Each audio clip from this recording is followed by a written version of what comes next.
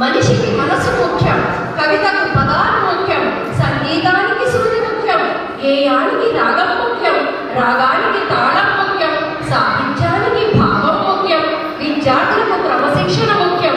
అదేవిధంగా డాక్టర్ KKRకు మన తల్లిదండ్రులే అత్యంత ముఖ్యం.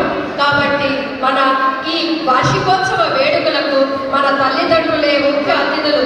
మరి తల్లిదండ్రులందరూ కూడా మాకు ప్రత్యేకమే.